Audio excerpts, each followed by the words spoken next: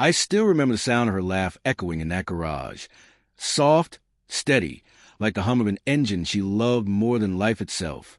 My wife, Claire, had a thing for classic cars. When we restored that 1969 Mustang together, it wasn't just metal and paint.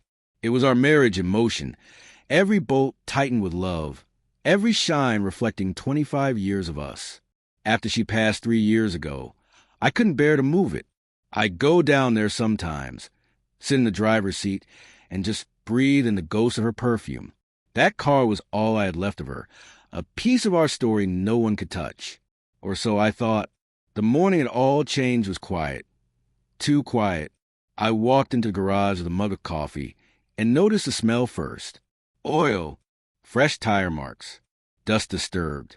The space was empty. The car was gone. For a second, I thought maybe I'd left it at the mechanic's. Some lapse in memory. But then I saw the lock on the floor, broken. My hands began to shake. I called my son, Ethan. He picked up after the third ring. Dad? Hey, what's up? Where's the Mustang? I asked. Silence. What do you mean? He stammered. Don't play dumb with me, Ethan. The car's gone. He sighed. That arrogant kind of sigh I hadn't heard since his teenage years. Dad, listen. Vanessa and we needed some money for the trip. Spain, remember? I sold it. But don't worry, I got a good deal. You should be proud. I didn't even let him finish. My vision blurred. My throat closed. He sold it. He sold her. I stood there, unable to breathe, staring at the empty spot where Claire's car had always sat. Her legacy turned into someone else's vacation fund. He'd married Vanessa barely 6 months after Claire's funeral. She was young, beautiful, and knew exactly how to get what she wanted. I'd seen the way she looked at the Mustang, not as a memory, but as money. That night, I didn't sleep. I kept replaying it, the betrayal, the audacity. My son, the boy Claire raised with gentle hands, had sold his mother's memory for a trip to Spain. The next morning, as I was making coffee, my phone rang. The caller ID read, Hales Classic Motors. I hesitated, then answered. Mr. Harris? The voice was calm, deep. Yes, this is he. My name's Robert Hale. I'm the owner of Hales Classic Motors. I believe I purchased your 1969 Mustang recently. I froze. You what? There's something about the sale I think you should know, he said. His tone shifted, lower, confidential. Can you meet me at my office today? It's important. I didn't know who this man was or why he cared, but something in his voice, a strange sympathy, pulled me in. I'll be there, I said. As I hung up, I caught my reflection in the kitchen window, hollow eyes, trembling hands. For the first time since Claire's death, my grief wasn't quiet anymore. It was angry. That Mustang was gone. But I wasn't done with it or with Ethan. And as I drove toward Hale's dealership that morning, I felt something dangerous awaken in me, something Claire would have never recognized. When I arrived, Robert Hale was already waiting, and the first thing he said was, Mr. Harris, you need to know your son forged your signature to sell that car. Robert Hale's office looked more like a chapel than a dealership. Classic car photos lined the walls, each one framed in mahogany, lit with warm light. There was a strange reverence in the air, as if the place mourned every car that passed through it. Robert was in his early 60s, gray hair slicked back, sleeves rolled up, oil still on his hands. A man who didn't just sell cars. He understood them. He gestured toward a leather chair. Sit, Mr. Harris. This isn't going to be easy to hear. I sat down, my heart pounding in my throat. He placed a manila folder on the desk and opened it carefully, like it contained a secret. Your son, Ethan, came in about a week ago, Robert said. He said you gave him permission to sell the Mustang. Said it belonged to you and your late wife. He slid the papers toward me. Here's the bill of sale. I recognized the handwriting immediately. My name, written in Ethan's quick, messy scrawl. A poor imitation, but it was enough. He forged my signature. I whispered. Robert nodded slowly. I suspected as much. I've been in this business 40 years. You can tell when someone's desperate. And your boy, he paused. He wasn't selling for passion. He was selling for escape. I clenched my fists. He sold the only thing his mother left behind, for a vacation. Robert leaned back, eyes heavy. Spain, right? I nodded. That's what he said. We're going to Spain, to celebrate. He even joked about how his old man wouldn't miss the car anyway. My stomach turned. The room spun. For a long moment, I couldn't speak. The hum of the ceiling fan filled the silence. Why are you telling me this? I finally asked. Robert's eyes softened. He took off his glasses, wiped them with a handkerchief. Because I've seen this before, Mr. Harris. Greed eats families alive. I lost my daughter to it. She cleaned out my business account, ran off with her boyfriend, left me bankrupt. He paused, voice cracking. So when I met your son, I saw that same look, the kind that doesn't care what burns, as long as they get what they want. I didn't know whether to pity this man or thank him. You're saying you want to help me? He gave a small, humorless smile. Let's just say I believe in balance. He took something sacred from you. Maybe it's time he learned that not every sale is final. His words hung in the air, sharp and heavy. I didn't respond right away. I just stared at the folder, the fake signature, the cheap price, the date of sale. Claire's ghost felt closer than ever, whispering in my ear, warning me. But anger drowns out even the dead. I looked up at him. What do you have in mind? Robert's smile returned, slow, deliberate. He slid a small key across the desk. It gleamed under the warm light. First, he said, we make him believe he's about to get something bigger than he ever imagined. I frowned. What do you mean? He leaned forward, his voice a low growl. Mr. Harris, how do you feel about teaching your son what real loss feels like? The air between us went cold. I stared at the key, feeling a storm rise inside me, grief, rage, and something darker that felt dangerously close to satisfaction. Cliffhanger. Robert tapped the folder once and said, I can help you get your revenge. But once we start, there's no turning back. I didn't sleep that night. Robert's words echoed in my mind like a ticking clock. He forged your name. I spread the documents across my kitchen table, every page mocking me with its black ink, the bill of sale, the dealership receipt, the fake authorization letter, all signed Michael Harris. My name, but not my hand. I stared at it until my eyes burned. I kept imagining Ethan, my son, sitting at some desk, signing my name, sealing the deal with a smirk. I used to teach him how to write his cursive letters, sitting beside him while Claire baked cookies. Now he used that same hand to erase her memory. The coffee beside me had gone cold. I picked up the phone and called Robert. You were right, I said. I know, he replied quietly. You sound like a man ready to do something about it. I hesitated. I just want what's mine. No, he said firmly. You want more than that. You want him to feel what he did to you. He wasn't wrong. I did. I met Robert again that afternoon. He brought another file with him. This one, thicker, filled with photographs. This, he said, is your car. There was my Mustang, sitting in his private workshop, gleaming under fluorescent lights. He hadn't resold it yet. Something about the deal had made him keep it back. Why didn't you sell it? I asked. Robert exhaled. Because something about it felt wrong. Maybe it was her photo. He opened the glove box and pulled out a faded Polaroid.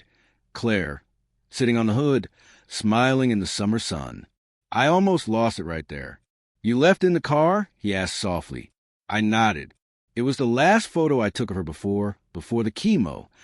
He looked at me for a long moment, then said, Then let's make sure this car never leaves your hands again.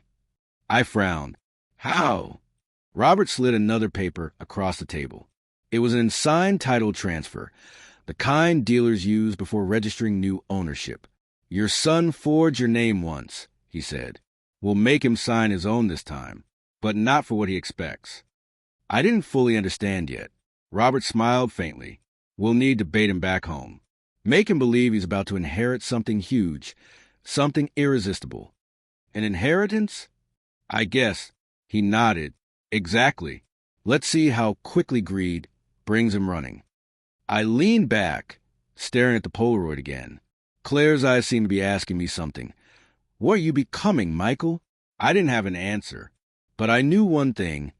Ethan had chosen money over memory. Now I'd make him pay for both. Robert's voice broke through my thoughts. Mr. Harris, he said, you're not just getting your car back, you're about to get your revenge. A week later, Robert and I met in the back office of his dealership after closing hours. The air smelled of gasoline and coffee, a strange mix of business and war. Robert placed a laptop on the table and opened an email draft. This, he said, is how we start. It was a fake legal notice from a fictional attorney's office. It stated that Ethan Harris had been listed as a secondary beneficiary to a private car collection valued at nearly $8 million. We'll send it from a secure server, Robert said. He'll see it as official. I watched the screen flicker. It felt wrong, manipulative. But then I remembered Claire's photo, the empty garage, the cold tone of my son's voice when he said, "You should be proud." I nodded. Do it. Robert smiled faintly.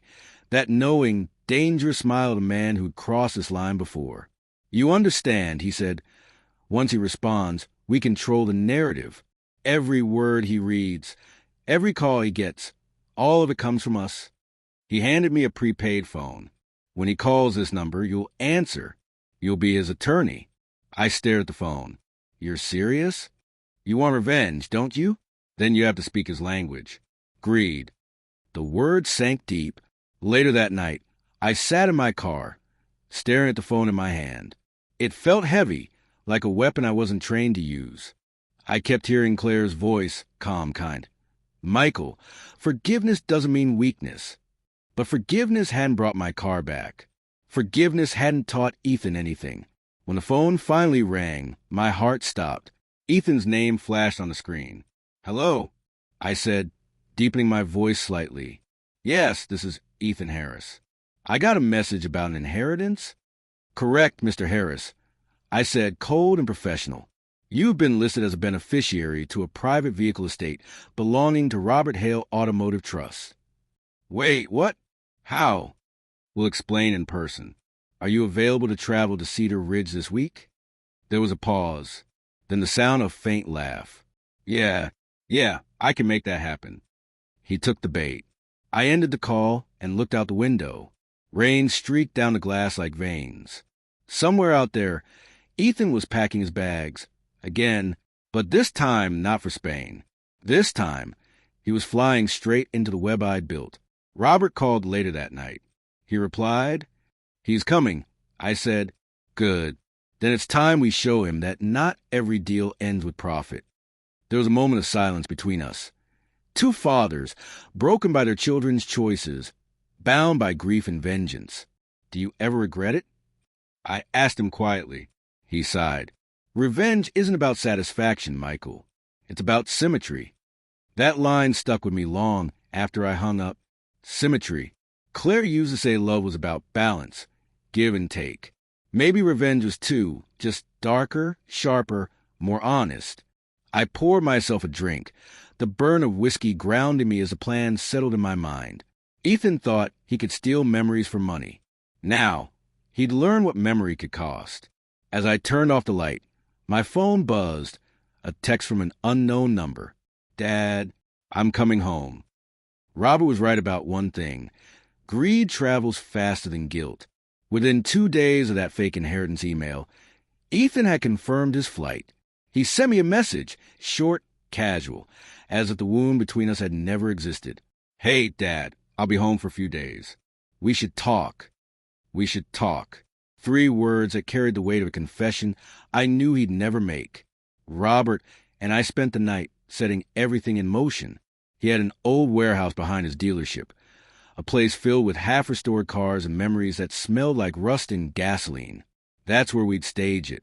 We'd make Ethan believe he was standing inside a collector's private showroom, a preview of his estate he'd supposedly inherited. And at the center of that room would be the car, Claire's car, polished, restored, and gleaming under the soft orange light. I remember running my hand along the hood. The metal was cold, smooth, almost alive. Looks beautiful, I said quietly. Robert nodded. She's ready. Are you? I wasn't. Not really.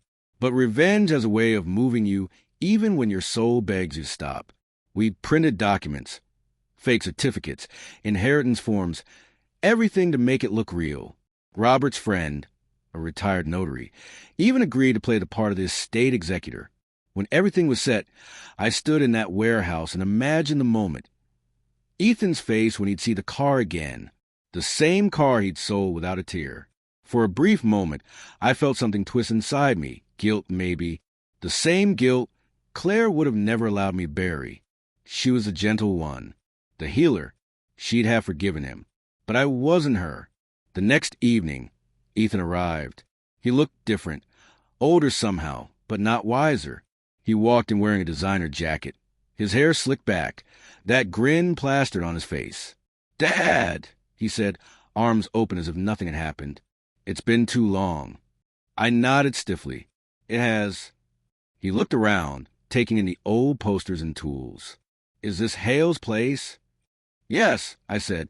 "The attorney wanted to meet here. Something about verifying the collection." His eyes widened. "Collection?" Right on cue, Robert entered from the side door, holding a folder. "Mr. Harris," he said smoothly, "you're a lucky man. Not many people inherit a fleet like this." Ethan's attention darted around the room, to the row of cars lined up like silent witnesses. And then he saw it, the Mustang. For a moment, his grin faltered. His eyes narrowed, confusion flickered, then disbelief. "Wait, that can't be." I folded my arms. "Recognize it?" He hesitated, searching for words. I sold it, but how?" Robert cut in smoothly. "This car has been part of a private collection for years. Seems whoever owned it before didn't transfer the title correctly. You might have a claim." Ethan looked at me, guilt flashing for half a second. Then greed took over. "So what does that mean? It's mine again?" Robert smiled. In a manner of speaking, I watched my son circle the car like a predator, admiring his own betrayal dressed as opportunity. Something inside me cracked, part heartbreak, part fury. "If you were in my place," I murmured, half to myself, "would you forgive this?" The words left my mouth before I realized it. A whisper to my viewers, my conscience, my ghost. If you were in my place, what would you have done? Tell me in the comments. Ethan ran a hand across the hood, smiling. "Guess things really do work out. Huh, Dad?" I met his eyes. For the first time in years, I smiled too, but mine wasn't kind. Robert approached him with a pen and a paper. "Sign here, Mr. Harris," he said, "and everything changes." He signed it. Of course he did. The moment Robert slid the paper across the table, Ethan barely skimmed it before scribbling his name down. All smiles. He didn't even ask what he was signing. Greed blinds faster than darkness. Robert gave me a small nod. The plan was in motion. After the meeting, Ethan insisted we celebrate. Against every instinct, I agreed. We went back to my house. The same one Claire once filled with warmth, now echoing with quiet ghosts. It felt strange seeing him there again. His laughter bounced off the walls like it never belonged. He poured himself a drink, completely at ease.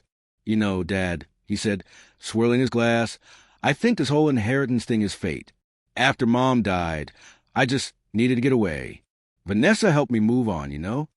I stared at him, at the audacity of those words. Move on? Selling your mother's car isn't moving on. It's erasing her.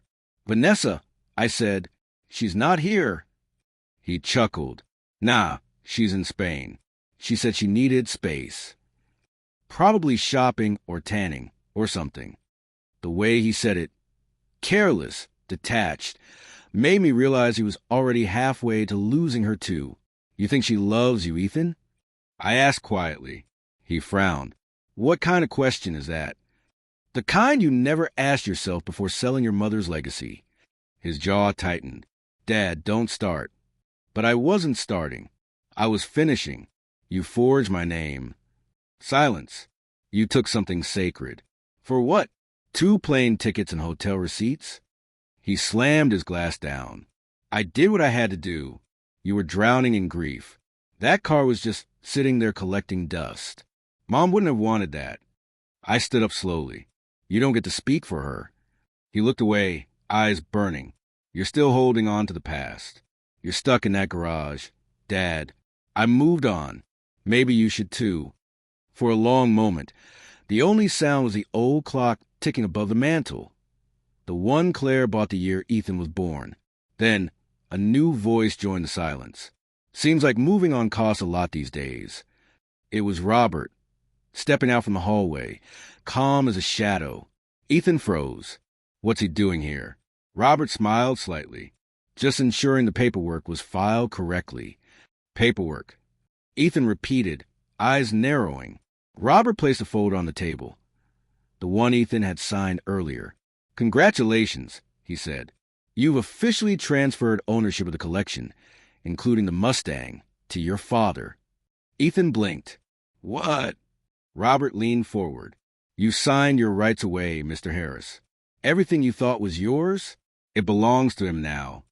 The room fell silent. Ethan's face went pale. You tricked me, he said, voice trembling. No, I said quietly.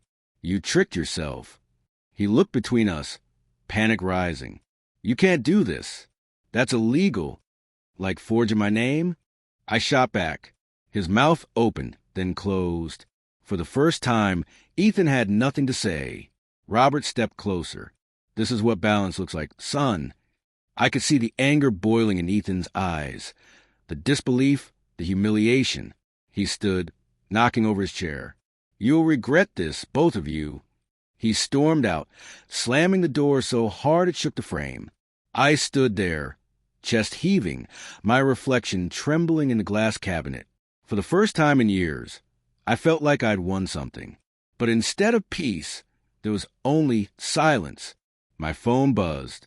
A message from an unknown number. You took everything from me, Dad. Now watch how it feels. The sound of Robert's voice over the phone sent a chill down my spine. It's ready, Michael. The Mustang's back, and it's perfect. Perfect. That word didn't sit right with me anymore.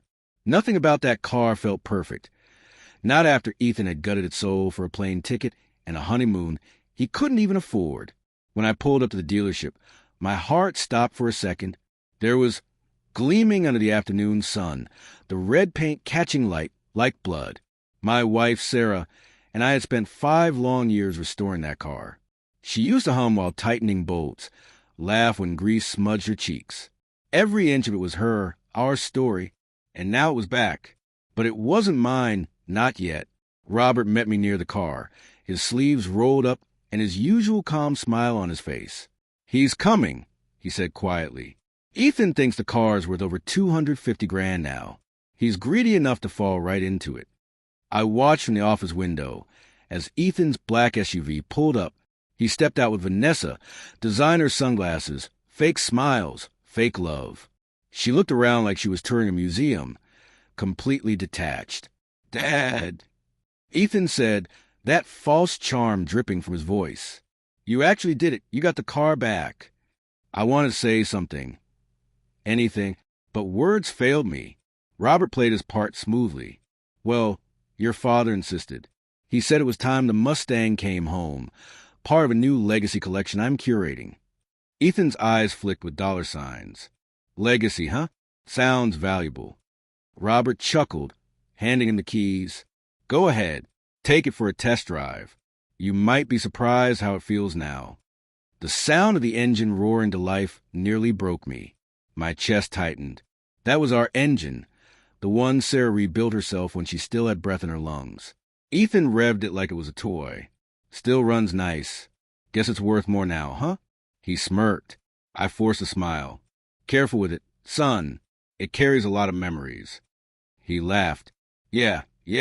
Memories don't pay bills, Dad. When he drove off, Robert stood beside me, his arms folded. You ready for what happens next? He asked. I looked at him, really looked. He wasn't a dealer anymore. He was something darker, more knowing. Yes, I said. Let's end this. The sound of tires screeching in the distance broke through the silence, followed by Robert's phone vibrating with a single message. It's done. Robert's office lights flickered as the video stream loaded. On the screen, the Mustang sped down an empty road. Ethan behind the wheel, his expression smug, cocky, untouchable. Robert leaned forward, voice low. Watch closely. He's about to hang himself with his own greed.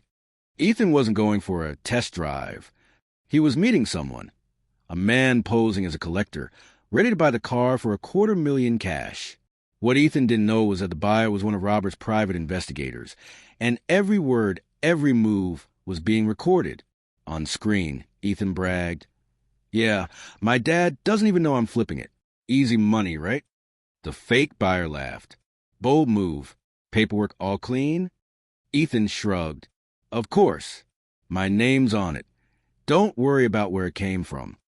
Those words, "don't worry about where it came from," burned into me like acid. He wasn't just selling a car. He was erasing his mother, one sale at a time. Robert paused the video. "You sure you want to keep watching?" "I've already lost enough," I said. "I can handle this." Moments later, the police cruiser appeared on screen, blocking the road. Ethan's grin vanished. He stammered as the officers approached. "Wait, I didn't steal it. My dad gave it to me." But they already had the proof.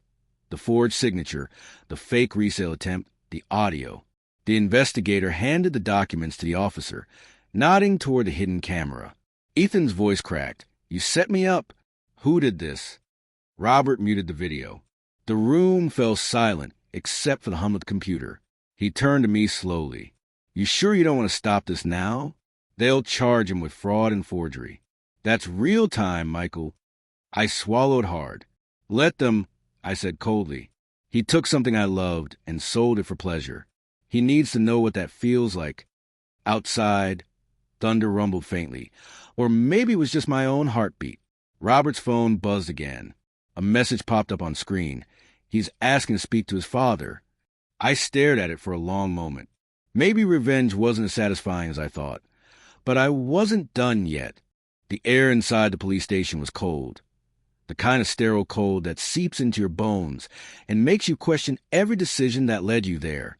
A young officer led me down the hallway, her shoes clicking against the tile. She didn't look at me when she spoke. "He's been asking for you, Mr. Harris. He hasn't said a word to anyone else." I nodded, my chest heavy.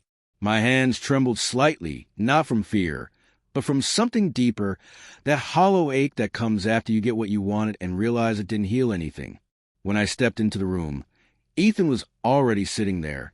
He looked smaller, not physically, but in spirit. His hair was messy, his eyes swollen from hours of crying.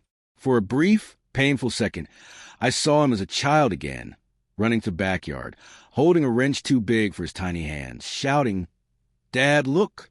I fixed it. Now, he was the one who'd broken everything. "Dad," his voice cracked. "You set me up?" I didn't answer right away. The silence between us felt heavier than any words. He slammed his hand on the table. "You knew, didn't you? You knew I sold the car. You knew everything." I looked at him, not as a father, not as a victim, but as a man trying to understand another man's soul. "Why, Ethan? Why our car?" His lips quivered. "Because we needed money." Vanessa said. I interrupted sharply. "You let her talk you into selling the last thing that connected us to your mother?" He dropped his gaze, tears streaking down his face. "I thought I'd buy it back later, after the trip. I didn't think you'd even notice." I almost laughed, a broken, bitter laugh. Didn't think I'd notice the empty space in the garage, the silence where her voice used to echo. He pressed his palms against his eyes. "Dad, I'm sorry. I messed up. I thought if I could fix my marriage. By destroying her memory?" I cut him off. He sobbed. The sound tore something inside me. For a moment, I wanted to reach across that cold metal table and pull him close, tell him I forgave him. But then, I remembered the look in Sarah's eyes the day she told me the car symbolized our time. That car was her love letter to our past, and he'd sold it like a pawn ticket. The officer opened the door quietly. "Sir, we'll need to take him back in a few minutes." I stood up slowly. Ethan looked at me desperately. "Dad, please tell him it was a mistake. You can fix this." You always fix things. I stared at him for a long moment. Some things, I said softly, aren't meant to be fixed. He broke down completely. I walked out before he saw the tears forming in my own eyes. Outside, Robert was waiting by the car. He looked at me, his face unreadable. How'd it go? I exhaled. He's broken. Robert nodded slowly. So are you. He wasn't wrong. We stood there for a while in silence, the evening air heavy with guilt and unspoken truths. The revenge I'd plotted so carefully had finally come full circle, and yet all I could feel was the weight of ashes in my chest. Robert placed a single key in my palm, the Mustang's key. She's yours again, he said. Drive it, Michael.